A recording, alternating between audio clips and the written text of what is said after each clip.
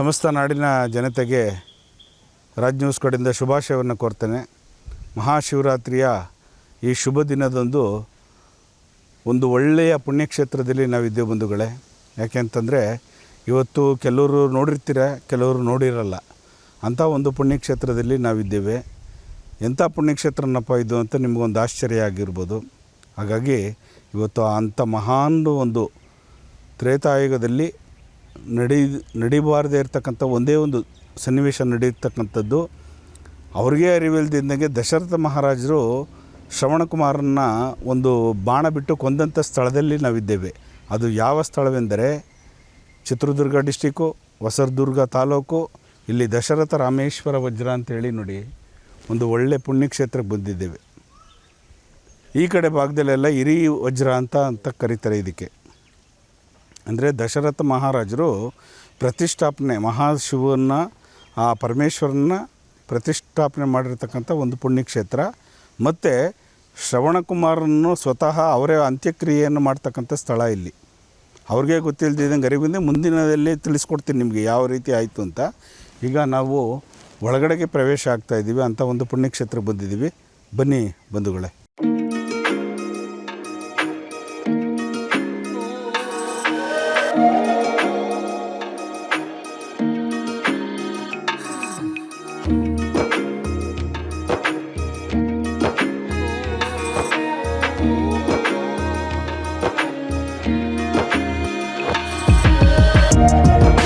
ಬಂಧುಗಳೇ, ಇಲ್ಲಿ ನೋಡಿ ಮಹಾನ್ ಪುಣ್ಯವಂತ. ಇವತ್ತು ನಾವು ಪ್ರಯಾಗ್ರಾಜ್ಗೆ ಹೋಗ್ತಾ ಇದ್ದೀವಿ, ಕಾಶಿ ದರ್ಶನ ಮಾಡ್ತೀವಿ, ತ್ರಯಂಬಕೇಶ್ವರನ ದರ್ಶನ ಮಾಡ್ತೀವಿ, ಕಾಶಿ ವಿಶ್ವೇಶ್ವರನ ದರ್ಶನ ಮಾಡ್ತೀವಿ. ಹಾಗೆ ಅವಾಗಿನ ಕಾಲಕ್ಕೆ ಅಂದರೆ ತ್ರೇತಾಯುಗದ ಕಾಲಕ್ಕೆ ಪುಣ್ಯಾತ್ಮ ತನ್ನ ತಂದೆ ತಾಯಿಗಳನ್ನೇ ಅಡ್ಡೆಯಲ್ಲಿ ಎತ್ಕೊಂಡ್ಬಂದಿರ್ತಕ್ಕಂಥವ್ನು. ಕಾಶಿ ದರ್ಶನ ಮಾಡಿಸೋಣ, ಪರಮೇಶ್ವರನ ದರ್ಶನ ಮಾಡೋಣ ಅಂಥೇಳಿ ಶ್ರವಣಕುಮಾರ ತಂದೆ ತಾಯಿಗಳನ್ನ ಹೊತ್ಕೊಂಬರೋವಂಥ ಸಂದರ್ಭದಲ್ಲಿ ಅವರಿಗೆ ಬಾಯಾರಿಕೆ ಆಗುತ್ತೆ. ಆ ಬಾಯಾರಿಕೆ ಇಂಗಿಸೋ ಸಲುವಾಗಿ ಇಲ್ಲಿ ಒಂದು ಕೊಳ ಇದೆ. ಆ ಕೊಳದಲ್ಲಿ ನೀರು ತೊಗೊಂಬರೋಕ್ಕೆ ಅಂತ ಕಮಂಡಲವನ್ನು ಎತ್ಕೊಂಡೋಗಿ ನೀರು ತೊಗೊಂಬರ್ಬೇಕಾದ್ರೆ ಅಲ್ಲಿ ಜುಳು ಜುಳು ಶಬ್ದವಾಗ್ತದೆ. ಆಗ ದಶರಥ ಮಹಾರಾಜರು ಬೇಟೆಗಾಗಿ ಬಂದಿರ್ತಾರೆ ಕಾಡಿಗೆ. ಏನೋ ಒಂದು ಶಬ್ದ ಬರ್ತಾ ಇದೆಯಲ್ಲ ಅಂತೇಳಿ, ಜುಳು ಜುಳು ಶಬ್ದ ಬರ್ತಾ ಇದೆಯಲ್ಲ, ಒಂದು ಪ್ರಾಣಿ ನೀರು ಕುಡಿತಾ ಇದೆ ಅಂತ ತಿಳ್ಕೊಂಡು ಅವ್ರಿಗೂ ಗೊತ್ತಿಲ್ಲ.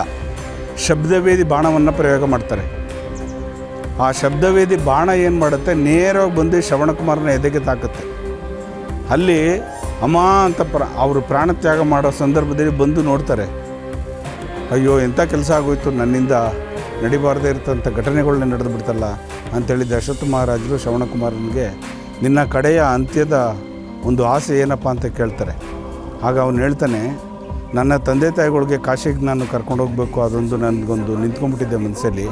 ಬಾಯಾರಿಕೆ ಆಗಿ ಅಲ್ಲಿ ಕುಂಡ್ರಿಸ್ಬಿಟ್ಟು ಬಂದಿದ್ದೀನಿ ಅಂದರೆ ನೋಡಿ, ಇದೇ ಸ್ಥಳದಲ್ಲಿ ಕುಂಡ್ರಿಸಿರ್ತಾನೆ. ಈ ಸ್ಥಳದಲ್ಲಿ ಶ್ರವಣಕುಮಾರ ತನ್ನ ತಂದೆ ತಾಯಿಗಳನ್ನ. ಆಗ ಆ ಕೊಳದ ನೀರನ್ನು ಅವ್ರಿಗೆ ಬಾಯಾರಿಕೆ ಇಂಗಿಸಪ್ಪ, ಅಷ್ಟು ಸಾಕು ಅಂಥೇಳಿ ಅವನು ಪ್ರಾಣವನ್ನು ತ್ಯಾಗ ಮಾಡ್ತಾನೆ. ಅಲ್ಲಿಂದ ಕಮಂಡಲವನ್ನು ತಗೊಂಬಂದು ದಶರಥ ಮಹಾರಾಜರು ಇಲ್ಲಿ ಕುಂಡ್ರಿಸಿರ್ತಕ್ಕಂಥ ಇಬ್ಬರಿಗೂ ಕಣ್ಣು ಕಾಣಲ್ಲ ಅಂದರು. ಇಬ್ಬರನ್ನು ತಂದೆ ತಾಯಿಗಳು ದೇಹವನ್ನು ಸ್ಪರ್ಶ ಮಾಡಿ, ನೀನು ಯಾರು, ನನ್ನ ಮಗ ಅಲ್ವಲ್ಲ, ನೀನು ಯಾರು ಅಂತ ಕೇಳಿದಾಗ, ನಾನು ಶ್ರೀರಾಮನ ತಂದೆಯಾಗಿರ್ತಕ್ಕಂಥ ದಶರಥ ಮಹಾರಾಜ ಅಂಥೇಳಿ ಅವ್ರಿಗೆ ಹೇಳ್ತಾರೆ. ನನ್ನ ಮಗ ಎಲ್ಲಿ ಅಂತ ಹೇಳಿದಾಗ, ಈ ರೀತಿ ಶಬ್ದವೇದಿ ಬಾಣದಿಂದ ಅವರು ಹತರಾಗಿದ್ದಾರೆ ನಿಮ್ಮ ಮಗ, ಹಾಗಾಗಿ ದಯವಿಟ್ಟು ಬೇಜಾರು ಮಾಡ್ಕೋಬೇಡಿ ಅಂದಾಗ, ನನ್ನ ಮಗನ ನೀನು ಬಾಣದಿಂದ ಕೊಂದಿದ್ದೀಯ ಅಂತಂದರೆ ನಾವೆಷ್ಟು ಪುತ್ರ ಶೋಕದಿಂದ ನರಳಾಡ್ತಾ ಇದ್ದೀವೋ ಅದೇ ರೀತಿ ನೀನು ಪುತ್ರ ಶೋಕದಿಂದ ನರಳಾಡಬೇಕು ಅಂತ ಶಾಪ ಕೊಟ್ಬಿಡ್ತಾರೆ ದಶರಥ ಮಹಾರಾಜರಿಗೆ. ಆಗ ಅವರು ಎಂಥ ಕೆಲಸ ಆಗೋಯ್ತು, ನನ್ನಿಂದ ಇಂಥ ನಡಿಬಾರ್ದೇ ಇರೋ ಘಟನೆ ನಡೆದುಬಿಡ್ತಲ್ಲ ಅಂಥೇಳಿ ತಿಳ್ಕೊಂಡು ಬಂಧುಗಳೇ, ಅವರು 3 ಜನಕ್ಕೂ ಅಂತ್ಯಕ್ರಿಯೆಯನ್ನು ಮಾಡ್ತಾರೆ, ಅಗ್ನಿಸ್ಪರ್ಶ ಮಾಡ್ತಾರೆ. ಇಂಥ ಒಂದು ಸ್ಥಳದಲ್ಲಿ ನಾವಿದ್ದೇವೆ. ದಶರಥ ಆ 3 ಜನಕ್ಕೆ ಸಮಾಧಿ ಮಾಡಿರ್ತಕ್ಕಂಥದ್ದು, ಅಗ್ನಿಸ್ಪರ್ಶ ಮಾಡಿರ್ತಕ್ಕಂಥ ಸ್ಥಳ ಬಂಧುಗಳೇ ಈ ಜಾಗ. ಅಂದರೆ ಇಲ್ಲಿ ಪಾವನೆಯಾಗಿ ಹರಿತಾ ಇರ್ತಕ್ಕಂಥ ಗಂಗೆ ಎಷ್ಟು ಪಾವಿತ್ರತೆ ಹೊಂದಿದೆ ಅಂದರೆ, ಈ ಭಾಗದಲ್ಲಿ ಹೊಸದುರ್ಗ ಆಗಿರ್ಬೋದು, ನಮ್ಮ ಚಿತ್ರದುರ್ಗದ ಕಡೆಯವರಾಗಿರ್ಬೋದು, ಇಲ್ಲ ನಮ್ಮ ಈ ಕಡೆ ತಿಪ್ಟೂರು ಭಾಗದಲ್ಲಿರ್ತಕ್ಕಂಥ ತುಮಕೂರು ಡಿಸ್ಟಿಕ್ನಲ್ಲಿರ್ತಕ್ಕಂಥ ಬಂಧು ಬಾಂಧವರೆಲ್ಲರೂ ಕೂಡ ದೇವಾನು ದೇವತೆಗಳನ್ನ ತಗೊಂಬಂದು ಈ ಕೊಳದಲ್ಲಿ ಸ್ನಾನ ಮಾಡಿಸಿ ಇಲ್ಲಿ ಒಂದು ಪುಣ್ಯವನ್ನು ಮಾಡ್ತಾರೆ. ಆ ದೇವಿಗೆ ಶಕ್ತಿಯನ್ನು ಕೊಡಲಿಕ್ಕೆ ದೇವತೆಗಳು ಆ ಮೆರವಣಿಗೆ ವಿಗ್ರಹಗಳಾಗಿರ್ಬೋದು, ಬೇರೆ ಯಾವುದೇ ವಿಗ್ರಹಗಳಾಗಿರ್ಬೋದು ತಗೊಂಬಂದು ಇಲ್ಲಿ ಆ ಕೊಳದಲ್ಲಿ ಸ್ನಾನ ಮಾಡಿ ಪುನೀತರಾಗ್ತಾರೆ ಬಂಧುಗಳೇ. ಅಂಥ ಒಂದು ಪುಣ್ಯಕ್ಷೇತ್ರಕ್ಕೆ ನಾವಿದ್ದೀವಿ ನೋಡಿ. ಇವತ್ತು ಮಹಾಶಿವರಾತ್ರಿ, ಆ ಭಗವಂತನ ಕೃಪೆ ನಿಮ್ಮೆಲ್ಲರ ಮೇಲೂ ಇರಲಿ ಅಂದರೆ ಆ ಒಂದು ಪುಣ್ಯಕ್ಷೇತ್ರಕ್ಕೆ ನಾವಿವತ್ತು ಕಾಲಿಟ್ಟಿದ್ದೀವಿ. ಇದರ ಸಲುವಾಗಿ ನಿಮಗೆ ಈ ಕ್ಷೇತ್ರದ ಮಹಿಮೆಯನ್ನು ಮತ್ತು ದಶರಥ ಮಹಾರಾಜರು ಯಾವ ರೀತಿ ಪ್ರತಿಷ್ಠಾಪನೆ ಮಾಡಿದ್ರು ಮುಂದೆ ನಿಮಗೆ ಹೋಗ್ತಾ ಮುಂದೆ ತಿಳಿಸ್ತೀನಿ. ಆ ಕೊಳವನ್ನು ಅವರು ಬಿಲ್ಲು ಬಾಣ ಬಿಟ್ಟಿರ್ತಕ್ಕಂಥ ಶ್ರವಣಕುಮಾರನ ನೀರು ತರಕ್ಕೆ ಹೋಗಿರ್ತಕ್ಕಂಥ ಕೊಳದಲ್ಲಿ ನಾನು ತೋರಿಸ್ತೀನಿ. ಮತ್ತು ದಶರಥ ಮಹಾರಾಜರು ಸ್ವತಃ ಅವರೇ ವಟವೃಕ್ಷ ಅಂತ ಇದೆ ಇಲ್ಲಿ, ಆಲದ ಮರ, ವಟವೃಕ್ಷ ಅಂತಕ್ಕಂಥದ್ದು ಆಲದ ಮರ. ಆ ಆಲದ ಮರದ ಒಳಗಡೆಗೆ ನಾವು ಎಂಟ್ರಿ ಕೊಟ್ಟಾದಮೇಲೆ ಅದು ಪುರಾತನವಾಗಿರ್ತಕ್ಕಂಥ ಎಷ್ಟೋ ವರ್ಷಗಳು ಕಳೆದಿದೆ, ಅದು ಯುಗಗಳೇ ಕಳೆದಿದೆ ಅಂಥ ಒಂದು ವನಸಿರಿ ವಟವೃಕ್ಷ ಇಲ್ಲಿದೆ. ಆ ವಟವೃಕ್ಷದ ಒಳಗಡೆ ನಾವು ಹೋದಾಗ ಆ ಗುಹೆ ಒಳಗಡೆ ದಶರಥ ಮಹಾರಾಜರು ಪ್ರತಿಷ್ಠಾಪನೆ ಮಾಡಿರ್ತಕ್ಕಂಥದ್ದು.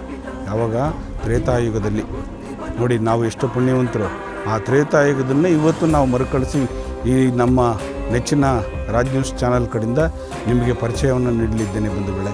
ಬನ್ನಿ, ಮುಂದೆ ನಿಮಗೆ ಆ ಕೊಳ ಮತ್ತು ದಶರಥ ಮಹಾರಾಜರು ಪ್ರತಿಷ್ಠಾಪನೆ ಮಾಡಿರ್ತಕ್ಕಂಥ ಶಿವಲಿಂಗವನ್ನು ನಾವು ದರ್ಶನ ಮಾಡೋಣ. ಬನ್ನಿ ಬಂಧುಗಳೇ. ಓಂ ಮಹಾಪ್ರಾಣದೀಪಂ ಶಿವಂ ಶಿವಂ ಮಹುಂಕಾರ ರೂಪಂ ಶಿವಂ ಶಿವಂ ಮಹಾಸೂರ್ಯ ಚಂದ್ರಾಗ್ನಿನೇತ್ರ. ಬಂಧುಗಳೇ ನೋಡಿ, ಇದೇ ಶ್ರವಣಕುಮಾರನ್ನ ಗಂಗೆ ಎತ್ಕೊಂಡು ಹೋಗ್ತಾ ಇದೆ ಬಾಯ ಯಾರ್ಸೋಕ್ಕೆ, ಅವ್ರ ನಿವಾರಣೆ ಮಾಡೋದಕ್ಕೆ ತಂದೆ ತಾಯಿಗಳಿಗೆ ಈ ಕೊಳದಲ್ಲೇ ನಿನ್ನೆ ಕಮಂಡಲದಲ್ಲಿ ನೀರನ್ನು ತಗೊಳ್ಬೇಕಾದ್ರೆ ಜುಳು ಶಬ್ದ ಬರ್ತಕ್ಕಂಥ ಸ್ಥಳ ಇದು ನೋಡಿ. ಶ್ರವಣಕುಮಾರ ನೀರು ಎತ್ಕೊಳ್ತಾ ಇರ್ತಕ್ಕಂಥ ಸ್ಥಳ ಇದು. ಎಂಥ ಪವಿತ್ರವಾಗಿದೆ ನೋಡಿ. ಅಲ್ಲಿ ನೋಡಿ ಆ ಬೆಟ್ಟದ ತಪ್ಪಲಿನಿಂದ ನೋಡಿ ಅದು ಕೆಳಗಡೆಗೆ ಎಷ್ಟು ನೀರು ಹಿಂಗೆ ಹೋಗ್ತಾ ಇದೆ. ಇಲ್ಲಿ ಗಂಗೆ ಯಾವ ರೀತಿ ಪವಿತ್ರವಾಗಿ ಹರಿತಾ ಇದ್ದಾಳೆ ಅನ್ನೋದಕ್ಕೆ ನೋಡಿ ಸಾಕ್ಷಿ. ಹಾಗಾಗಿ ಇಲ್ಲಿ ಶಬ್ದವೇದಿ ಬಾಣವನ್ನು ಬಿಟ್ಟಾಗ ದಶರಥ ಮಹಾರಾಜರು ಅವನು ಪ್ರಾಣತ್ಯಾಗ ಮಾಡಬೇಕಾದ್ರೆ ಕೇಳ್ತಾರೆ, ಕಡೆಯ ಒಂದು ಆಸೆ ಏನಪ್ಪ ನಿನಗೆ ಅಂತ ಕೇಳ್ತಾರೆ. ಆಗ ಶ್ರವಣಕುಮಾರ ಹೇಳ್ತಾನೆ, ಅವನ ಮನಸ್ಸಿನಲ್ಲಿ ತುಂಬ ದುಃಖ ಆಗ್ತಿರ್ತದೆ. ಕಣ್ಣೀರಲ್ಲಿ ಸುರಿಸಿ ನನ್ನ ತಂದೆ ತಾಯಿಗಳಿಗೆ ಕಡೆಯ ಮೋಕ್ಷದಲ್ಲಿ ನಾನು ಕಾಶಿಯನ್ನು ತೋರ್ಸೋಕ್ಕಾಗ್ತಾಯಿಲ್ಲ ಅಂತಕ್ಕಂಥದ್ದು ಅವನಿಗೆ ತುಂಬ ನೋವು ಕಾಡುತ್ತೆ. ಆಗ ಆ ನೋವಿನಿಂದ ನೀನೇನು ನರಳಾಡಬೇಡಪ್ಪ, ನಾನು ಅದನ್ನು ಪೂರೈಕೆ ಮಾಡ್ತೀನಿ, ಏನಾಗಬೇಕಾಯ್ತು ಹೇಳು ನನ್ನಿಂದ, ನಿನಗೇನಾಗಬೇಕಾಯಿತು ಅಂತ ಕೇಳ್ತಾರೆ ದಶರಥ ಮಹಾರಾಜರು. ಆಗ ಹೇಳ್ತಾನೆ ಶ್ರವಣಕುಮಾರ, ಇಲ್ಲಿ ಒಂದು ಕಾಶಿಗಿಂತ ಒಂದು ಗುಲ್ಗಂಜಿ ಪಟ್ಟು ಜಾಸ್ತಿ ಇರ್ತಕ್ಕಂಥ ಒಂದು ಶಿವಲಿಂಗನ ಪ್ರತಿಷ್ಠಾಪನೆ ಮಾಡಿ ಕಾಶಿಗಿಂತನೂ ಶ್ರೇಷ್ಠವಾಗಿರ್ತಕ್ಕಂಥ ಇಂಥ ಒಂದು ಪುಣ್ಯಕ್ಷೇತ್ರ ಆಗಬೇಕು ಅನ್ನೋದು ನನ್ನ ಮಹದಾಸೆ. ಇಲ್ಲೇ ನನ್ನ ತಂದೆ ತಾಯಿಗಳು ದರ್ಶನ ಮಾಡಲಿ, ಆ ರೀತಿ ಒಂದು ಪ್ರತಿಷ್ಠಾಪನೆ ಮಾಡು ಅಂತ ಕೇಳ್ತಾರೆ. ಹಾಗಾಗಿ ಶ್ರವಣಕುಮಾರನಿಗೆ ಭರವಸೆಯನ್ನು ಕೊಡ್ತಾರೆ ದಶರಥ ಮಹಾರಾಜರು, ನಾನು ಖಂಡಿತವಾಗೂ ನೆರವೇರಿಸ್ಕೊಡ್ತೀನಿ ಅಂತೇಳಿ ಆ ಶಿವಲಿಂಗನ ಪ್ರತಿಷ್ಠಾಪನೆ ಮಾಡಿದ್ದಾರೆ. ಈಗ ಕಲ್ಯಾಣಿ ನೋಡಿದ್ರಲ್ಲ, ನೀರು ಆ ಬೆಟ್ಟದ ತಪ್ಪಲಿನಿಂದ ಯಾವ ರೀತಿ ಹರಿತಕ್ಕಂಥದ್ದು ಅಂಥ ಒಂದು ಪುಣ್ಯಕ್ಷೇತ್ರ ಗಂಗೆ, ಒಂದು ಪರಮ ಪವಿತ್ರವಾಗಿರ್ತಕ್ಕಂಥ ಗಂಗೆ ಕ್ಷೇತ್ರದಲ್ಲಿ ನಾವಿದ್ದೇವೆ ನೋಡಿ. ಇಲ್ಲಿ ಈಗ ಮುಂದಿನದಲ್ಲಿ ದಶರಥ ಮಹಾರಾಜರು ಪ್ರತಿಷ್ಠಾಪನೆ ಮಾಡಿರ್ತಕ್ಕಂಥ ಶಿವಲಿಂಗವನ್ನು ದರ್ಶನ ಮಾಡೋಣ ಬನ್ನಿ.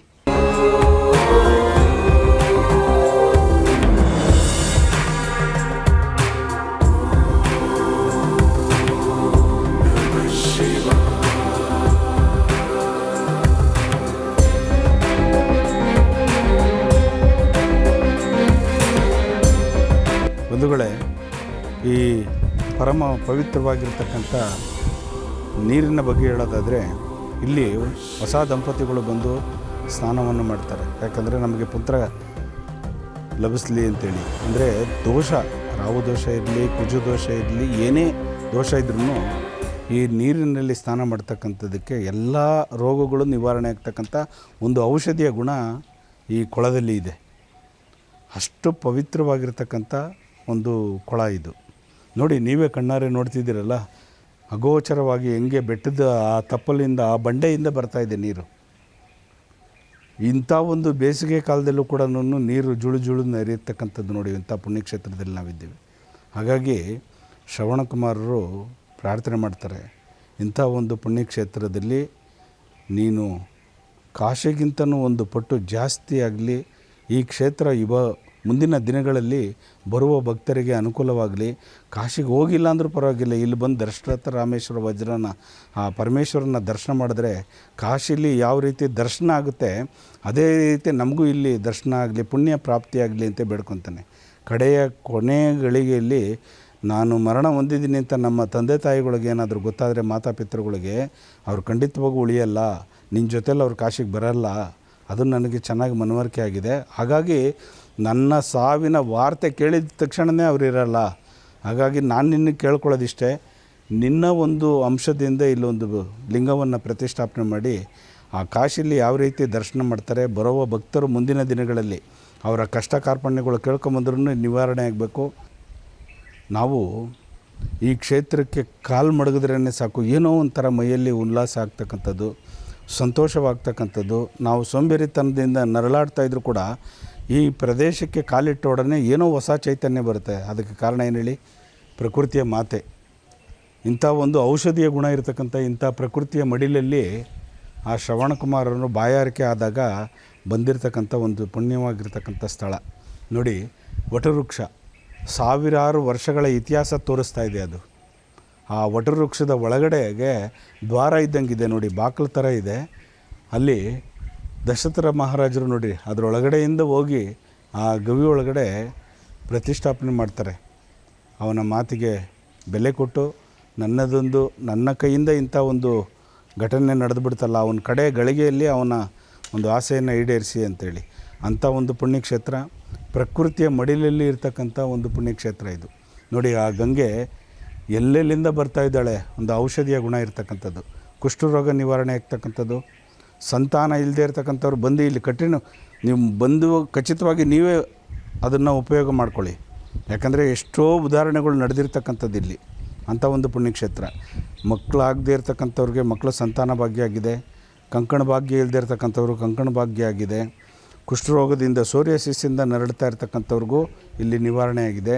ಮತ್ತು ದೇವತೆಗಳನ್ನೇ ತಗೊಂಬಂದು ಇಲ್ಲಿ ಪುಣ್ಯ ಕಾರ್ಯವನ್ನು ಮಾಡಿದ್ದಾರೆ. ಪುಣ್ಯ ಅಂತಂದರೆ ಆ ಪುಣ್ಯದ ಈ ಜಲವನ್ನು ಆ ಸ್ವಾಮಿಯ ಒಂದು ಎಲ್ಲ ವಾಶ್ ಮಾಡಿಕೊಂಡು ತೊಳ್ಕೊಂಡು ಆ ಲಿಂಗಗಳನ್ನೆಲ್ಲ ತೊಳ್ಕೊಂಡು ಆ ಒಡವೆಗಳನ್ನೆಲ್ಲ ತೊಳ್ಕೊಂಡು ಮತ್ತೆ ಇಲ್ಲಿ ಜೋಡಿಸ್ಕೊಂಡು ಅದಕ್ಕೆ ಪ್ರಾಣ ಪ್ರತಿಷ್ಠಾ ಮಂತ್ರ ಮಾಡಿಕೊಂಡು ಸ್ವಾಮಿಯ ದರ್ಶನವನ್ನು ಮಾಡ್ಕೊಂಡು ಹೋಗ್ತಾರೆ ಬಂಧುಗಳೇ. ಅಂಥ ಒಂದು ಪುಣ್ಯಕ್ಷೇತ್ರದಲ್ಲಿ ನಾವಿದ್ದೀವಿ. ಮತ್ತು ಇವಾಗ ಶಿವನ ಲಿಂಗವನ್ನು ದರ್ಶನ ಮಾಡೋಣ ಬನ್ನಿ. ದಶರಥ ಮಹಾರಾಜರು ಪ್ರತಿಷ್ಠಾಪನೆ ಮಾಡಿರ್ತಕ್ಕಂಥ ದಶರಥ ರಾಮೇಶ್ವರವನ್ನು ದರ್ಶನ ಮಾಡೋಣ ಬನ್ನಿ.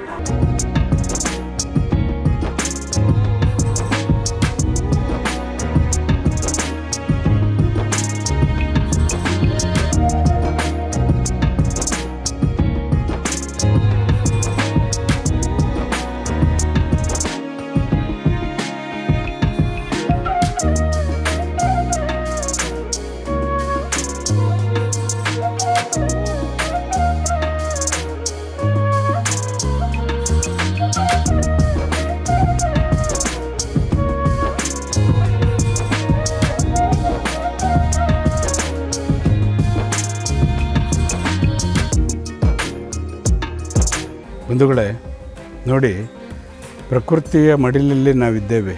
ಅದು ಎಂತೆಂಥ ಪ್ರಕೃತಿ ಮಡಿಲೂ ಅಲ್ಲ, ಔಷಧೀಯ ಗುಣಗಳಿರ್ತಕ್ಕಂಥ ಒಂದು ಪ್ರಕೃತಿಯ ಮಡಿಲಲ್ಲಿ ನಾವಿದ್ದೇವೆ ನೋಡಿ. ವೃಕ್ಷ ವಟವೃಕ್ಷದ ಬಗ್ಗೆ ಕೆಲವರಿಗೆ ನಿಮಗೆಲ್ಲರಿಗೂ ಗೊತ್ತಿದೆ, ಕೆಲವ್ರಿಗೆ ಗೊತ್ತಿಲ್ಲ ವಟವೃಕ್ಷ ಅಂದರೆ ಏನು ಅಂತ. ಆಲದ ಮರ, ವಟವೃಕ್ಷ ಅಂತಕ್ಕಂಥದ್ದು ಆಲದ ಮರ. ಆ ಆಲದ ಮರದ ಕೆಳಗಡೆ ಕುಂತ್ಕೊಂಡು ತಪಸ್ಸನ್ನು ಮಾಡಿ ತನ್ನ ಸತಿ ಸಾವಿತ್ರಿ ತನ್ನ ಪತಿಯನ್ನೇ ಆ ವಟವೃಕ್ಷದ ಕೆಳಗಡೆ ಇಟ್ಟು ಯಮನನ್ನೇ ಜಯಿಸಿರ್ತಕ್ಕಂಥ ವಟವೃಕ್ಷಗಳು ಆಲದ ಮರ ನೋಡಿ. ಇದು ತ್ರೇತಾಯುಗದಲ್ಲಿ ಶ್ರೀರಾಮರು ದಶರಥ ಮಹಾರಾಜರು ಇಲ್ಲಿಗೆ ಬಂದು ಹೋಗಿರ್ತಕ್ಕಂಥದ್ದಕ್ಕೆ ಸ್ಥಳ ನಿದರ್ಶನಗಳು ನೋಡಿ. ಎಷ್ಟು ಬೃಹದಾಕಾರವಾಗಿರ್ತಕ್ಕಂಥ ವಟವೃಕ್ಷ ಇದು. ಈ ವಟವೃಕ್ಷದ ಬಗ್ಗೆ ಗೊತ್ತಲ್ಲ ಅಂತ ಬಂಧುಗಳೇ ನಿಮಗೆಲ್ಲರಿಗೂ. ಸಾವನ್ನೇ ಜಯಿಸಿರ್ತಕ್ಕಂಥದ್ದು, ಎಷ್ಟೋ ಋಷಿಮುನಿಗಳು ತಪಸ್ಸು ಮಾಡಿರ್ತಕ್ಕಂಥ ಒಂದು ಪುಣ್ಯಕ್ಷೇತ್ರ ವಟವೃಕ್ಷದ ಕೆಳಗಡೆಗೆ. ಅಗಸ್ತ್ಯ ಮಹರ್ಷಿಗಳು, ಕೌಂಡಿನ್ಯ ಮಹರ್ಷಿಗಳು, ವಿಶ್ವಾಮಿತ್ರ ಮಹರ್ಷಿಗಳು, ಎಂತೆಂಥ ಮಹರ್ಷಿಗಳು ಬಂದಿರತಕ್ಕಂಥದ್ದು ಒಂದು ಪುಣ್ಯಕ್ಷೇತ್ರ. ಈ ಕ್ಷೇತ್ರದಲ್ಲಿ ನಾವಿದ್ದೇವೆ, ನಾವಿವತ್ತು ದರ್ಶನ ಮಾಡಲಿದ್ದೇವೆ. ಹಾಗಾಗಿ ಈ ವೃಕ್ಷದ ಬಗ್ಗೆ ಎಷ್ಟು ವರ್ಣಿಸಿದ್ರೂ ಸಾಲಲ್ಲ ಬಂಧುಗಳೇ. ಆಕಾರ ಮೂಲ ರೂಪೇಣ ಉಕಾರ ಸ್ತಂಭ ಶಾಖಿಣೆ ಮಕಾರ ಫಲಪುಷ್ಪಾಯ ವೃಕ್ಷರಾಜಯತೆ ನಮಃ.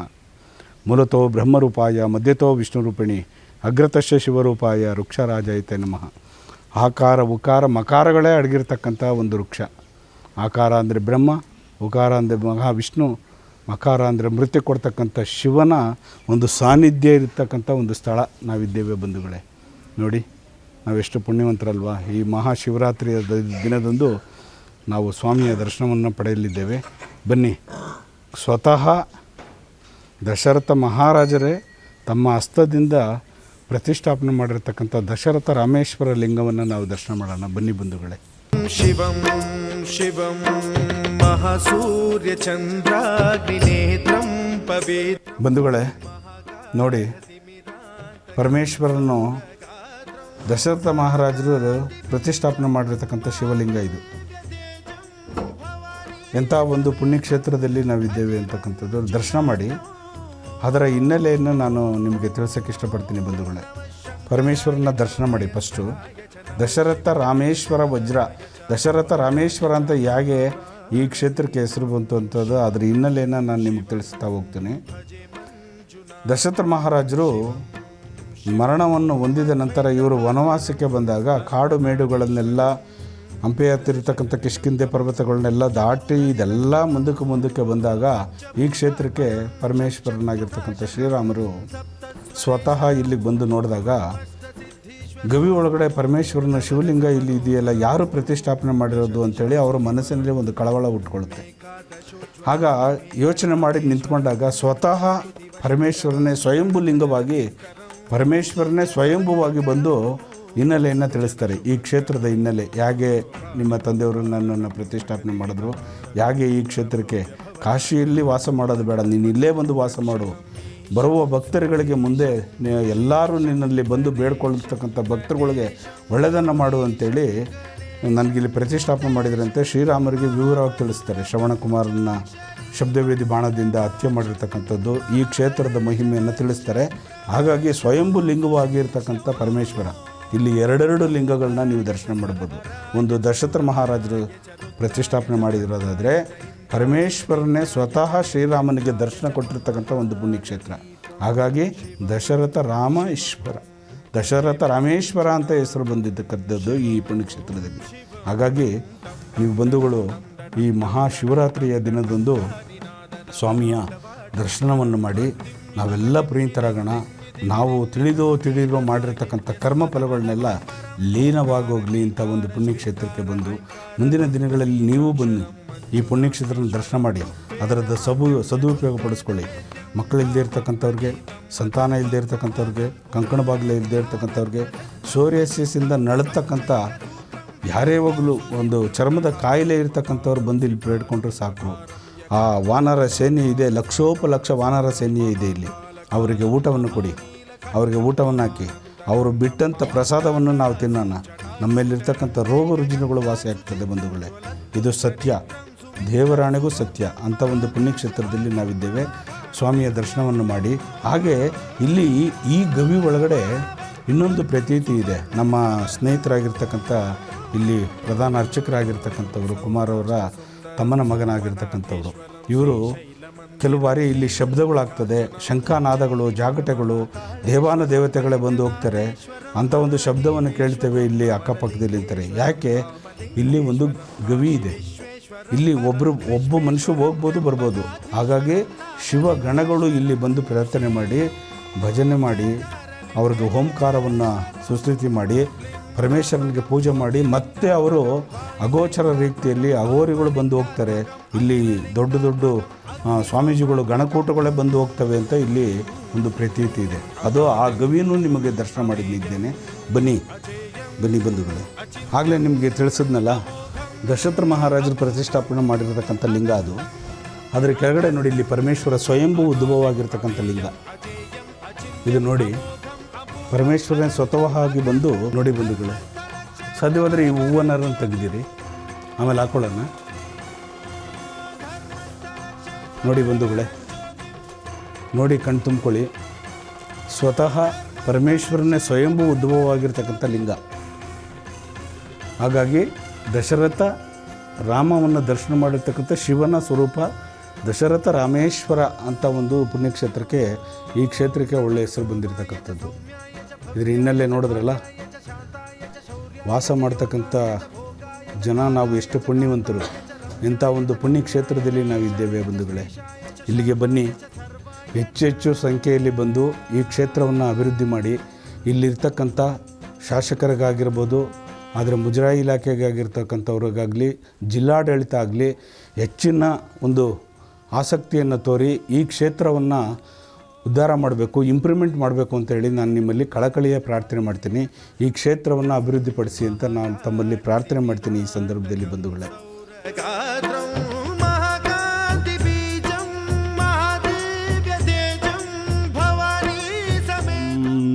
ತ್ರ್ಯಂಬಕಂ ಯಜಾಮಹೇ ಸುಗಂಧಿಂ ಪುಷ್ಟಿವರ್ಧನಂ ಉರ್ವಾರುಕಮೇ ವಂದನಾತ್ ಮೃತ್ಯುರ್ಮೋಕ್ಷಯಮಾಮೃತಾತ್.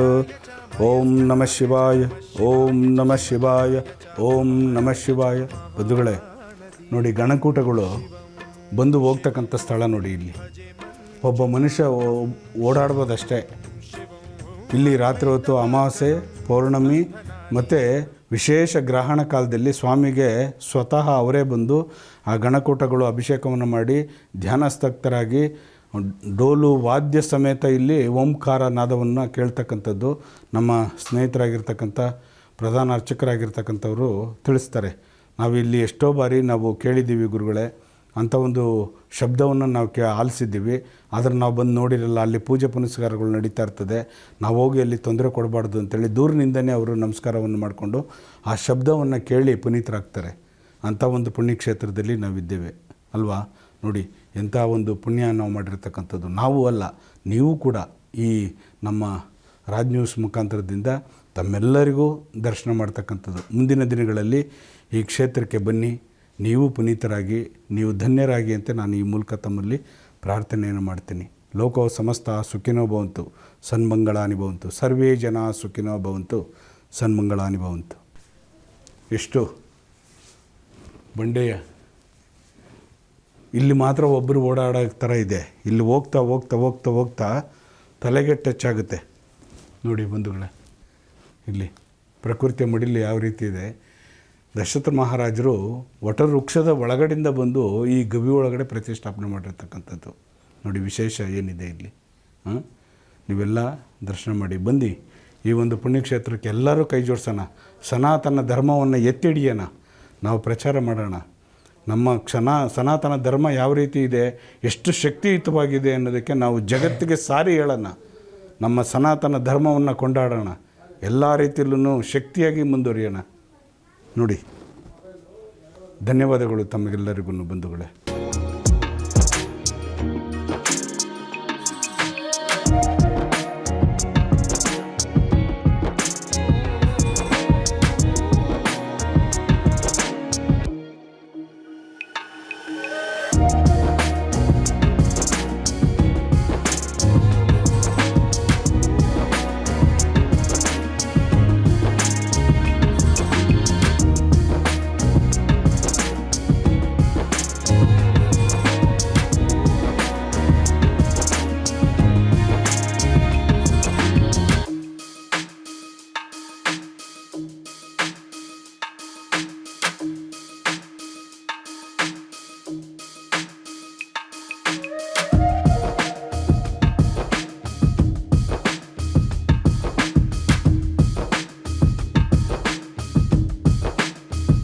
ನಾಡಿನ ಜನತೆಗೆ ರಾಜ್ ನ್ಯೂಸ್ ಕಡೆಯಿಂದ ತಮಗೆಲ್ಲರೂ ಸುಸ್ವಾಗತವನ್ನು ಬಯಸ್ತೇನೆ ಬಂಧುಗಳೇ. ಈ ದಿನ ನಾವು ಒಂದು ಪುಣ್ಯಕ್ಷೇತ್ರದಲ್ಲಿದ್ದೀವಿ. ಚಿಕ್ಕನಾಯಕನಹಳ್ಳಿ ತಾಲೂಕು, ತುಮಕೂರು ಡಿಸ್ಟಿಕ್ಕು, ಚಿಕ್ಕನಾಯಕನಹಳ್ಳಿ ತಾಲೂಕು, ಉಳಿಯಾರು ಹೋಬಳಿ, ಹೊಸಳ್ಳಿ ಗ್ರಾಮ ಅಂತೇಳಿ. ಈ ಗ್ರಾಮದಲ್ಲಿ ವಿಶೇಷ ಏನಂದರೆ ಪುರಾತನವಾಗಿರ್ತಕ್ಕಂಥ ದೇವಾಲಯ. ಇಲ್ಲಿ ವಿಶೇಷವಾಗಿ ಆಂಜನೇಯನ ವ್ಯಾಸರಾಯರು ಪ್ರತಿಷ್ಠಾಪನೆ ಮಾಡಿರ್ತಕ್ಕಂಥದ್ದು. ಮತ್ತು ಇನ್ನೊಂದು ವಿಶೇಷ ಏನಂತಂದರೆ ತಾಯಿಯ ಮೂಲ ವಿಗ್ರಹ ಒಂದು ಗಡಿಗೆ ಒಳಗಡೆ ಬಂದಿರತಕ್ಕಂಥದ್ದು. ಆ ಗಡಿಗೆ ಒಳಗಡೆ ಪ್ರತಿಷ್ಠಾಪನೆ ಆಗಿರ್ತಕ್ಕಂಥದ್ದು ಯಾವಾಗ ಯಾರಿಗೂ ಇದುವರೆಗೂ ಗೊತ್ತಿಲ್ಲ. ಹಾಗಾಗಿ ಅದನ್ನು ಪೂರ್ಣ ಜೀರ್ಣೋದ್ಧಾರ ಮಾಡಿ ಊರಲ್ಲಿ ಗ್ರಾಮಸ್ಥರೆಲ್ಲ ಸೇರಿ ಮತ್ತು ಗೌಡರುಗಳೆಲ್ಲ ಸೇರಿ, ಪ್ರಮುಖವಾಗಿ ಎಲ್ಲರೂ ಒಂದು ಕಮಿಟಿಯವರೆಲ್ಲ ಸೇರಿ ಈ ತಾಯಿನ ಇವತ್ತು ಪ್ರತಿಷ್ಠಾಪನೆ ಮಾಡಿರ್ತಕ್ಕಂಥದ್ದು. ವಿಶೇಷವಾಗಿರ್ತಕ್ಕಂಥ ದಿನ ಈ ದಿನ. ಈ ಕ್ಷೇತ್ರದ ಮಹಿಮೆ ಏನಂತಂದರೆ ಇಲ್ಲಿ ಬಂದು ತಾಯಿ ಹತ್ರ ಯಾರು ಪ್ರಾರ್ಥನೆ ಮಾಡಿ ಸಂತಾನ ಭಾಗ್ಯ ಇಲ್ಲದೆ ಇರ್ತಕ್ಕಂಥವ್ರಿಗೆ ಕೇಳಿದ್ರೂ ಸಂತಾನ ಭಾಗ್ಯ ಕೊಟ್ಟಿದ್ದಾಳೆ. ಕಂಕಣ ಭಾಗ್ಯ ಇಲ್ಲದೆ ಇರ್ತಕ್ಕಂಥ ಎಷ್ಟೋ ಮಕ್ಕಳುಗಳು ಬಂದು ಇಲ್ಲಿ ಕಂಕಣ ಭಾಗ್ಯವನ್ನು ತಗೊಂಡಿದ್ದಾರೆ. ಮತ್ತು ಯಾವುದೇ ಜಮೀನು ವ್ಯಾಜ್ಯಗಳಾಗಿರಲಿ, ಕೋರ್ಟ್ ಕಚೇರಿ ಆಗಿರಲಿ ಬಂದು ಇಲ್ಲಿ ನಿವೇದನೆ ಮಾಡಿದ್ರೆ ಸಾಕು, ಆ ತಾಯಿಯ ಎಲ್ಲ ಕಷ್ಟ ಕಾರ್ಪಣ್ಯಗಳನ್ನು ನೀಗ್ತಕ್ಕಂಥ ಜಗನ್ಮಾತೆ ಸರಿ ತಾಯಿ ಜಗದೀಶ್ವರಿ ಕರಿಯಮ್ಮ ಅಂತೇಳಿ. ಅಂದರೆ ಈ ವಿಶೇಷವಾಗಿರ್ತಕ್ಕಂಥ ದೇವಾಲಯದಲ್ಲಿ ಇವತ್ತು ನಾವಿದ್ದೀವಿ ಬಂಧುಗಳೇ. ನಿಮಗೆ ವಿಶೇಷವಾಗಿ ಈ ದೇವಿಯ ದರ್ಶನವನ್ನು ಮಾಡಿ ನೋಡಿ. ಮೂಲ ವಿಗ್ರಹ ಬಂದು ಯಾವ ರೀತಿ ಒಂದು ಆಕಾರದಲ್ಲಿರ್ತಕ್ಕಂಥ ತಾಯಿ ಅವಳು. ಆದರೆ ಹಿಂಭಾಗದಲ್ಲಿ ವಿಗ್ರಹಕ್ಕೆ ಅದಕ್ಕೆ ಪೂರ್ಣವಾಗಿ ನೋಡಿ ನಿರಾಕಾರ ಸ್ವರೂಪ, ಯಾವ ಆಕಾರನೂ ಇಲ್ಲದೆ ಇರತಕ್ಕಂಥ ನಿರಾಕಾರ ಸ್ವರೂಪಿಣಿಯಾಗಿ ಜಗನ್ಮಾತೆ ಕುಂತಿರ್ತಕ್ಕಂಥದ್ದು. ಯಾಕಂದರೆ ಅಹಂ ಬ್ರಹ್ಮಾಸ್ಮಿ ಅಂತೇಳಿ, ಬ್ರಹ್ಮಾಸ್ಮಿ ಅಂದರೆ ನಿರಾಕಾರ ಸ್ವರೂಪವಾಗಿರ್ತಕ್ಕಂಥದ್ದು, ಆಕಾರನೇ ಇಲ್ಲದೆ ಇರತಕ್ಕಂಥದ್ದು. ಹಾಗಾಗಿ ತಾಯಿಯ ಒಂದು ವಿಶೇಷ ಏನು ಅಂತಂದರೆ, ನಾವು ತಾಯಿಗೆ ಇದೇ ರೀತಿ ಆಕಾರ ಇರಬೇಕು ಅಂತೇಳಿ ಪ್ರತಿಷ್ಠಾಪನೆ ಮಾಡಿರ್ತಕ್ಕಂಥದ್ದು ಹಿಂಭಾಗಕ್ಕೆ. ಮುಂಭಾಗ ನೋಡಿ ಶಿವಲಿಂಗ ರೀತಿಯಲ್ಲಿ ಆಕಾರವಾಗಿ ನಿರಾಕಾರ ಸ್ವರೂಪಿಣಿಯಾಗಿ ಕೂತಿರ್ತಕ್ಕಂಥ ಜಗನ್ಮಾತೆ, ವಿಶೇಷವಾಗಿರ್ತಕ್ಕಂಥ ಒಂದು ದಿವ್ಯ ಸಾನ್ನಿಧ್ಯ ಈ ಹೊಸಳ್ಳಿ ಗ್ರಾಮದಲ್ಲಿ. ಅದರಲ್ಲೂ ತುಮಕೂರು ಡಿಸ್ಟಿಕ್ಕು, ತುಮಕೂರು ಜಿಲ್ಲೆ, ಚಿಕ್ಕನಾಯಕನಹಳ್ಳಿ ತಾಲೂಕು, ಉಳಿಯಾರು ಹೋಬಳಿ, ಹೊಸಳ್ಳಿ ಅಂತ ಗ್ರಾಮ. ಈ ಕುಗ್ರಾಮದಲ್ಲಿ ತಾಯಿ ನೆಲೆಸಿರ್ತಕ್ಕಂಥದ್ದು ಬಂಧುಗಳೇ. ಇಲ್ಲಿ ಬಂದು ಈ ತಾಯಿಯ ಒಂದು ಕೃಪೆಗೆ ಪಾತ್ರರಾಗಿ ಎಲ್ಲರೂ ನಿಮ್ಮ ಬಂಧು ಬಾಂಧವರೆಲ್ಲರೂ ಸೇರಿ ಬಂದು ಇಲ್ಲಿ ಪ್ರಾರ್ಥನೆಯನ್ನು ಮಾಡ್ಕೊಳ್ಳಿ, ನಿಮ್ಮ ಇಷ್ಟಾರ್ಥಗಳನ್ನ ನೆರವೇರಿಸ್ಕೊಳ್ಳಿ, ಆ ತಾಯಿಯ ಕೃಪೆಗೆ ನೀವು ಪಾತ್ರರಾಗಿ ಅಂತೇಳಿ ಈ ಸಂದರ್ಭದಲ್ಲಿ ನಾನು ನಿಮಗೆ ಕೇಳ್ಕೊತೀನಿ. ಎಲ್ಲರಿಗೂ ಒಳ್ಳೆಯದಾಗಲಿ, ಶುಭವಾಗಲಿ. ಲೋಕ ಸಮಸ್ತ ಸುಖಿನೋ ಭವಂತು, ಸನ್ಮಂಗಳಾನಿ ಭವಂತು. ಸರ್ವೇ ಜನ ಸುಖಿನೋ ಭವಂತು, ಸನ್ಮಂಗಳಾನಿ ಭವಂತು.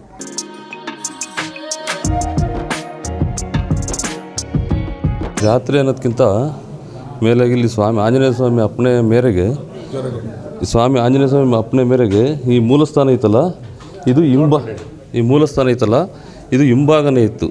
ಹಿಂಭಾಗನೇ ಇರ್ತಕ್ಕಂಥದ್ದು ಅದು ಮೂಲಸ್ಥಾನ. ಈಗ ಹೊಸದಾಗಿ ದೇವಸ್ಥಾನ ಕಟ್ಟಿದ ಮೇಲೆ ಅದನ್ನು ಇತ್ತಲ ಮುಂದ್ಗಡೆ ಪ್ರತಿಷ್ಠಾಪನೆ ಮಾಡಿದರು.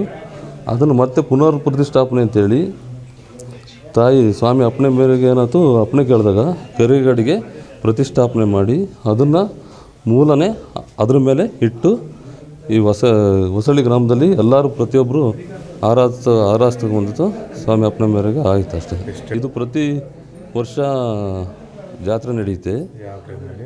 ಇದು ಮಾರ್ಚಿ ತಿಂಗಳ ಮೇಲೆ ನಡೀತದೆ. ಆವಾಗ ಪ್ರತಿ ಗ್ರಾಮದ 4 ಹಳ್ಳಿ ಜನ ಸೇರಿ ಇಲ್ಲಿ ಜಾತ್ರೆ ಮಾಡುತ್ತಾರೆ. ದೇವ್ರ ವಿಶೇಷ ಅಂದರೆ ಕೆಂಡ ಮಾಡೋದೊಂದು, ಅಗ್ನಿಕುಂಡ ಮಾಡ್ತೀವಿ. ಅಲ್ಲಿ ಮೂಲಸ್ಥಾನದಾಗೆ ಬಾವಿ ತಳಿಂದ ಗಂಗೆ ತಂದು ಗಂಗೆನ ಕೆಂಡದಲ್ಲಿ ಇದು ಮಾಡೋದು. ಭಕ್ತಾದಿಗಳು ಏನು ತಮ್ಮ ಹರಕೆಗಳು ಏನೇನಿದೆ, ಮದುವೆ ಆಗದವರು, ಮಕ್ಕಳಾಗದವರು ಪ್ರತಿಯೊಬ್ಬರು ಕಂಕಣ ಕೂಡ್ಕೊಂಡು ಬರ್ತಾರೆ. ನಮ್ಮ ತಾಯಿ ಐಶ್ವರ್ಯ, ಅಂತಸ್ತು ಎಲ್ಲದನ್ನೂ ಹಿಂದಿನ ಕಾಲದಿಂದಲೂ ಪುರಾತನ ಅಂದರೆ 100 ವರ್ಷಗಳಿಂದ ತಾಯಿ ನಮ್ಮ ಕ್ಷೇತ್ರದಲ್ಲಿ ಬಂದು ನೆಲೆಸಿದ್ದಾಳೆ. ವಿಶೇಷ ಅಂದರೆ ಮೂಲಸ್ಥಾನದಲ್ಲಿ ಹಿಂದಿನಿಂದ 100 ವರ್ಷದಿಂದ ಕರೆಗಡಿಗೆಯಲ್ಲಿ ಬಂದು ನೆಲೆಸಿರೋದ್ರೊಂದು ವಿಶೇಷ. ಅದರಲ್ಲಿ ನಮ್ಮ ತಾಯಿಗೆ ಒಂದು ವಿಶೇಷ ಜಾತ್ರೆಯಲ್ಲಿ ಮಾಡ್ತೀವಿ ಅಂದರೆ ಅಗ್ನಿಕುಂಡ ಮಹೋತ್ಸವ ಗುರುವಾರ ನಡೆಯುತ್ತೆ, ಏಪ್ರಿಲ್ ಮೊದಲ ವಾರದಲ್ಲಿ. ಆವಾಗ ಅದೇ ವಿಶೇಷ ನಮ್ಮದು. ಇವತ್ತಿನವರೆಗೂ 100 ವರ್ಷದಿಂದ ನಾವು ನೋಡಿಲ್ಲ. ಹಿಂದಿನವರು ಏನು ಹೇಳಿದ್ದಾರೆ ಅದನ್ನು ಸ್ವಾಮಿ ಅಪ್ಪಣೆ ಮೇಲೆ ನಡೆಸ್ಕೊಂಡು ಬರ್ತಾ ಇದ್ದೀವಿ. ಇತಿಹಾಸ ಅಂತಂದರೆ ಮೂಲ ಅಂತಂದರೆ ನಮ್ಮ ತಾಯಿ ತಂದೆ ಮುತ್ತಾತ ಅವರಿಗೂ ಸಹ ತಿಳಿದಿಲ್ಲ. ಇದು ಹಿಂದಿನ ಕಾಲದಲ್ಲಿ ಯಾರೋ ಮಹಾಪುರುಷರು ವ್ಯಾಸರಾಯರು ಬಂದ್ಬಿಟ್ಟು ಅದನ್ನ ಪ್ರತಿಷ್ಠಾಪನೆ ಮಾಡಿದ್ದಾರೆ ಅಂತ ಹೇಳ್ತಾರೆ. ಅದನ್ನ ನಂಬಿಕೆ ಮೇಲೆ ನಾವು ತಾಯಿಯ ಪೂಜಿಸ್ಕೊಂಡು ಬರ್ತಾ ಇದ್ದೀವಿ. ಇವತ್ತಿನವರೆಗೂ ಸಹ 1,000 ಜನ ಭಕ್ತರು ಬರ್ತಾ ಇದ್ದಾರೆ. ಅವ್ರ ತಾಯಿ ಮಕ್ಕಳಾಗ್ಬೋದು, ಅದು ಅಂತಸ್ತಾಗ್ಬೋದು, ಐಶ್ವರ್ಯ ಆಗ್ಬೋದು, ಆಮೇಲೆ ಮನೆತನದ ವಿಚಾರದಲ್ಲೂ ಸಹ ತಾಯಿ ಬೆಳಕು ನೀಡ್ತಾ ಬಂದಿದ್ದಾಳೆ. ಇದೇ ವಿಶೇಷ ತಾಯಿ. ಇದು ಚಿಕ್ಕನಾಯಕನಹಳ್ಳಿ ತಾಲೂಕು, ತುಮಕೂರು ಜಿಲ್ಲೆಯಲ್ಲಿ ಉಳಿಯಾರಿಂದ 3 ಕಿಲೋಮೀಟ್ರ್ ವ್ಯಾಪ್ತಿಯಲ್ಲಿ ಬರ್ತದೆ. ಹೊಸಹಳ್ಳಿ ಗ್ರಾಮದಲ್ಲಿ ನಾವು ಅಮ್ಮಯ್ಯ ಏನೈತೆ ಮೂಲಸ್ಥಾನ ಕರಿಯಮ್ಮ ಅಂತೇಳಿ ಹಿಂದಿನ ನಮ್ಮ ತಾತರ ಕಾಲದಿಂದಲೂ ಈ ನಮ್ಮ ನಾಯಕರ ಜನಾಂಗದಲ್ಲಿ ಕರೆಗಡಿಗೆಯಿಂದ ಮೂಲಸ್ಥಾನದ ಬಾವಿಯಿಂದ ಬಂದು ನೆಲೆಸಿರ್ತಕ್ಕಂಥ ತಾಯಿದು ಅಂತ ನಮ್ಮ ಅಜ್ಜವ್ರು ಹೇಳ್ತಿದ್ರು, ನಮ್ಮ ಅಪ್ಪವ್ರು ಹೇಳ್ತಿದ್ರು. ಅದೇ ಕೂಡ ಅದನ್ನೇ ನಾವು ಈಗ ಅದೇ ವಂಶ ಪರಂಪರೆಯಾಗಿ ನಡೆಸ್ಕೊಂಡು ಹೋಗ್ತಾಯಿದ್ದೀವಿ. ನಾವು ಪೂಜಾರರಾಗಿ ಇಂದಿನ ಗ್ರಾಮಸ್ಥರು ಎಲ್ಲರೂ ಹೇಳ್ದಂಗೆ ಪೂಜೆ ಎಲ್ಲ ಮಾಡ್ಕೊಂಡು ಹೋಗ್ತಾಯಿದ್ದೀವಿ. ಅಮ್ಮಯ್ಯ ಯಾವುದೇ ಕಷ್ಟ ಇರಲಿ, ಯಾರದೇ ಇದರಲ್ಲಿ ಇಲ್ಲಿ ಅನುಕೂಲ ಆಗುತ್ತೆ ಬಂದರೆ.